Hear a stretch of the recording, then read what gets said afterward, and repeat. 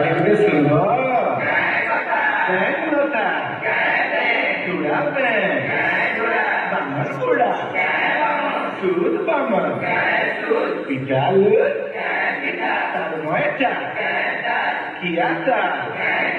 Rozarkia Korkodan আচ্ছা কবিতা শুনাম গোটে রাজ্যে রাজাটে ଥିଲେ রাজা বহুত ভাল ଥିଲେ ତାଙ୍କର ରାଜଟା ଧନ ସମ୍ପଦରେ ଭରପୁର ଥିଲା ସେ ଥରେ ଗୋଟେ ବଡ଼ ଉତ୍ସବ କରୁଥିଲେ ସେ ଉତ୍ସବରେ ରାଜା ବିଭିନ୍ନ ଲୋକ କଳାକାରମାନଙ୍କୁ ଡାକିଥିଲେ ସେ ଦେଖିବାର ଲାଗି ଚାହୁଁଥିଲେ ଯେ ତାଙ୍କର ସମୃଦ୍ଧ ରାଜ୍ୟରେ ଲୋକକଳା କେତେ ସମୃଦ୍ଧ ହେ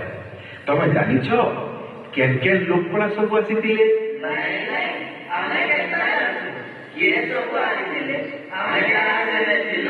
আরে শুনলে তো জানবো শুনো বীর মাটি খোদার ଅନନ୍ୟ ଲୋକନୃତ୍ୟ ତଥା ବୀର ପାଇକର ପରିଚୟ ପାଇକ ନୃତ୍ୟ ଦେଖିବାର ଲାଗେ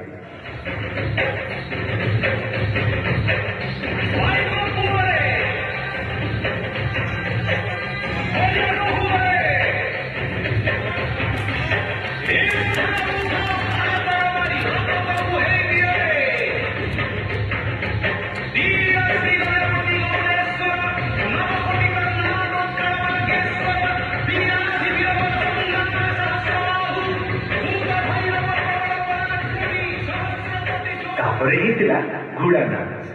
ଘୋଡ଼ା ନାଚର ଅଲଗା ନା ଚୈତି ଘୋଡ଼ା ନାଚ এই নাচটা ওড়িশার উপকূଳ ଅଞ୍ଚଳରେ କେଉଟ ମାନଙ୍କ ଦ୍ୱାରା ଆରମ୍ଭ ହେଇକରି সেই ଅଞ୍ଚଳ ମାନଙ୍କରେ ଚୈତ୍ର ମାସ ପୂର୍ଣ୍ଣିମା ତିଥିରେ ପରିବେଷିତ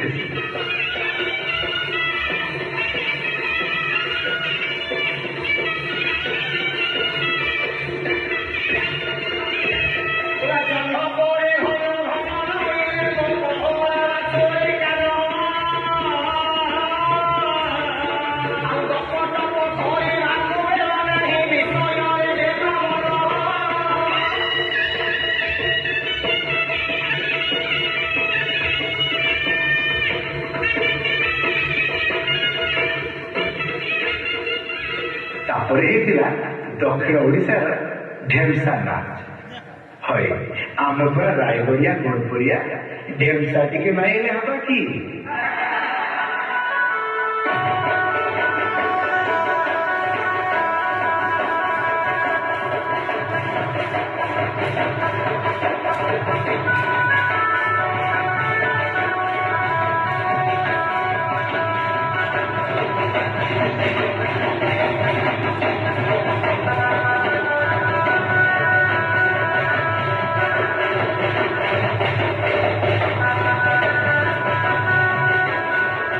ହେଇଥିଲା ପଶ୍ଚିମ ଓଡ଼ିଶାର ନାଚ ମାନେ ସେ ଭିତରୁ ଗୋଟେ ହେଲା ଘୁମରା ନାଚ এই নাচকে কলাহান্ডির লোক নাচ করছন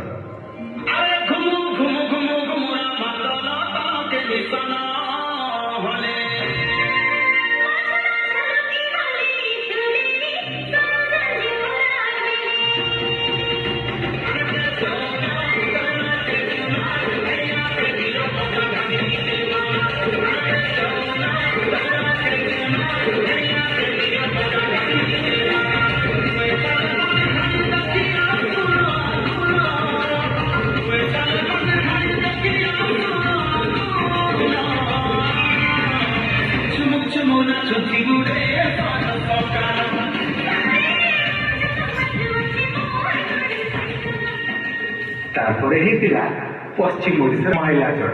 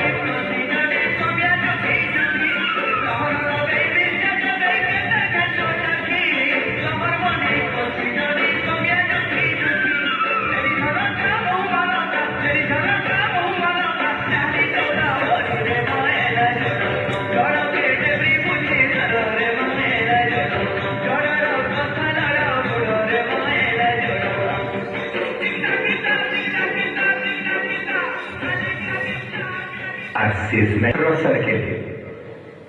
এই নাচকে বিভিন্ন জাতি যাত্রা পরছে নাচন ঢোল নিশান তালে এই গীত বাজলে নি নাচলা লোক নাচি পকাবা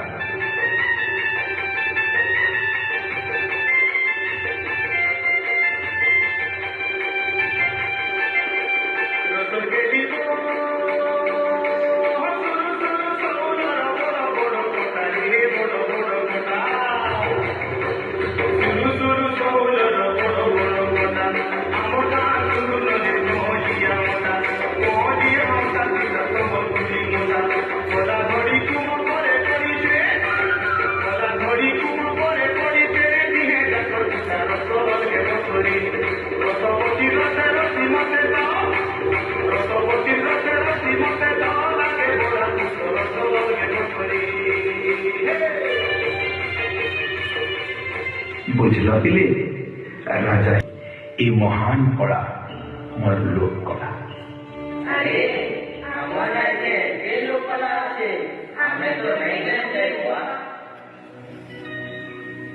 যাহার পয়র সিন্ধু জলে খ্যাটিত ହୁଏ যার শিরে উত্তঙ্গ দেহবাণী স্বর্ণ মকুটর ভ্রম সৃষ্টি করে মহানদীর পবিত্র বাড়ি রজত মেঘলা সাজি কটি দেশে শোভা পায় রাশি রাশি ঝড় হসি হসি বহি যায় ঘন বন রাজির আনন্দ প্রশাখা প্রাণরে অপূর্ব শীতলতা প্রদান করে চষা পুଅର ଶିରଣ ବାହୁ କମ୍ କରିଲେ ମାଟିକୁ ଶସ୍ୟ ଶ୍ୟାମଳ କରେ ଯାହାର ବୀର ଗଙ୍ଗା ଠାରୁ ଗୋଦାବରୀ ପର୍ଯ୍ୟନ୍ତ ଶାସନ କରିବାର କ୍ଷମତା ରଖେ ଆଉ ଯାହାର ଶିରେ କୋଟି ଓଡ଼ିଆର ମୌଳମଣି ପ୍ରଭୁ ଶ୍ରୀ ଜଗନ୍ନାଥଙ୍କର ଅପାର କରୁଣା ବରସୁଥାଏ ଲୋକ କଳାରେ ସମୃଦ୍ଧ ସେଇ ପୁଣ୍ୟ ମାଟି ମୋ ଉତ୍କଳ ମାଟି ମୋ ଓଡ଼ିଶା ମାଟି।